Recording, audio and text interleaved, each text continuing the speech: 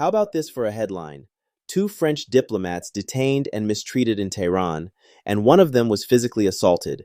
That's not just a diplomatic incident, it's a full-blown international issue.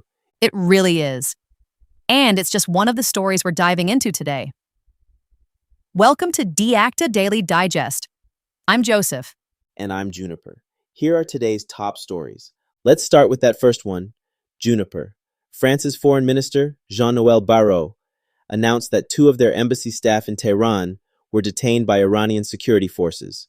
They were held for hours without any justification, and one of them was even physically assaulted. This is a major breach of diplomatic norms. It's not just a breach, it's a direct violation of the Vienna Convention, which guarantees the safety and immunity of diplomats. When something like this happens, it's not just about the individuals involved. It's about the entire system of international diplomacy being undermined. Exactly. Barrett didn't hold back in his response. He called the incident shocking and warned that it wouldn't go without consequences. The two diplomats have since been released and are reportedly safe. But France is clearly not letting this slide.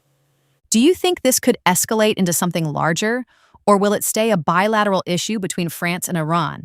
That's the big question. On one hand, France might push for broader support from the European Union or even the United Nations, framing this as an international issue.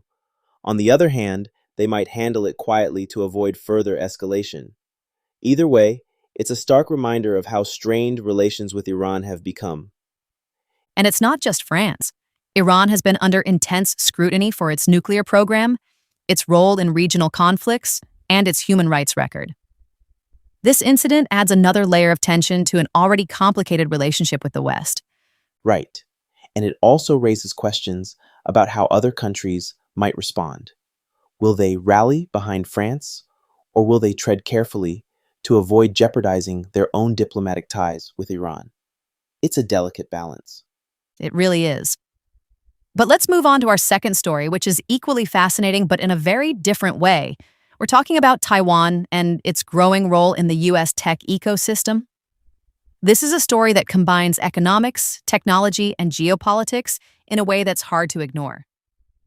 Taiwan has gone from being seen primarily as a security flashpoint given the tensions with China to becoming a cornerstone of the global tech industry. And the key driver here is semiconductors. Taiwan Semiconductor Manufacturing Company, or TSMC, is absolutely central to the supply chain for advanced chips. What's really striking is the scale of Taiwan's contribution.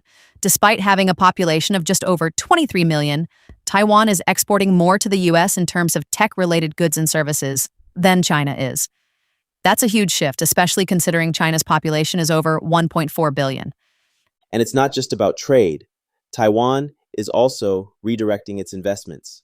Historically, a lot of Taiwanese capital flowed into China, but now that's dropped to less than 1%. Instead, we're seeing massive investments in places like the US, particularly in semiconductor manufacturing. TSMC's investments in Arizona are a perfect example. They're committing around $265 billion to build semiconductor manufacturing facilities there. That kind of financial integration between Taiwan and the U.S. makes it clear just how critical Taiwan has become to the global tech ecosystem.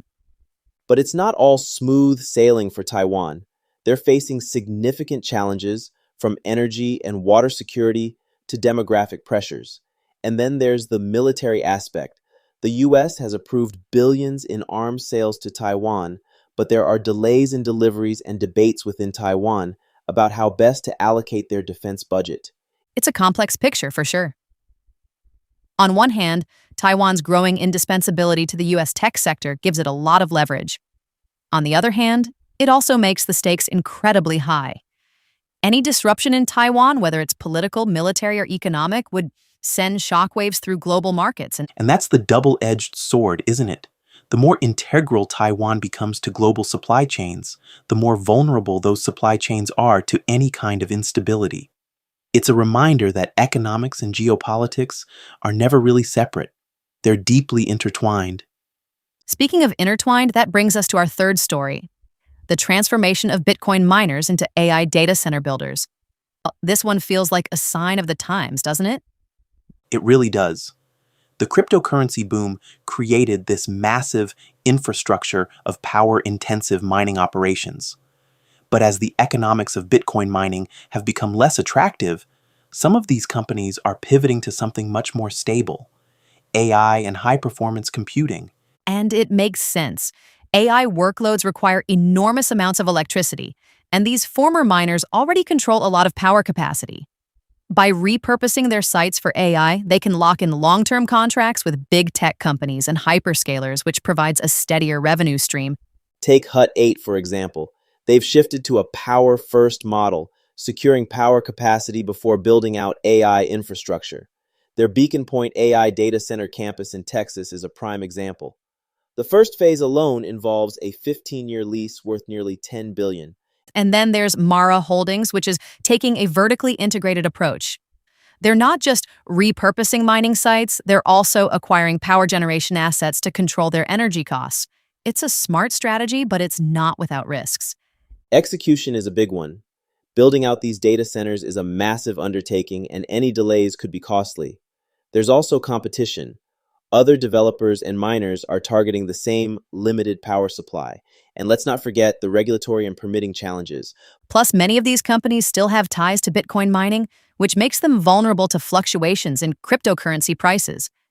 It's a high-stakes game, but the potential rewards are huge, especially as demand for AI infrastructure continues to grow. What I find fascinating is how this shift reflects broader trends in the tech industry. AI is becoming the new gold rush, and companies are racing to position themselves as essential players in that ecosystem. For these former miners, it's a way to stay relevant and profitable in a rapidly changing landscape. It's also a reminder of how adaptable businesses can be. What started as a niche industry, Bitcoin mining, has evolved into something much larger and more impactful. It's a testament to the power of innovation and the ability to pivot when the market demands it. So what's the big takeaway from all of this? For me, it's that the world is changing in ways that are both exciting and a little unsettling. Whether it's the geopolitical tensions in Tehran, the strategic importance of Taiwan, or the transformation of Bitcoin miners into AI pioneers, we're seeing how interconnected everything really is. I couldn't agree more. These stories show us that the lines between politics, economics, and technology are blurrier than ever. And while that creates opportunities, it also comes with risks and challenges that we're only beginning to understand. Well said. And on that note, I think it's time to wrap up. Thanks for tuning in, and we'll see you next time. Take care.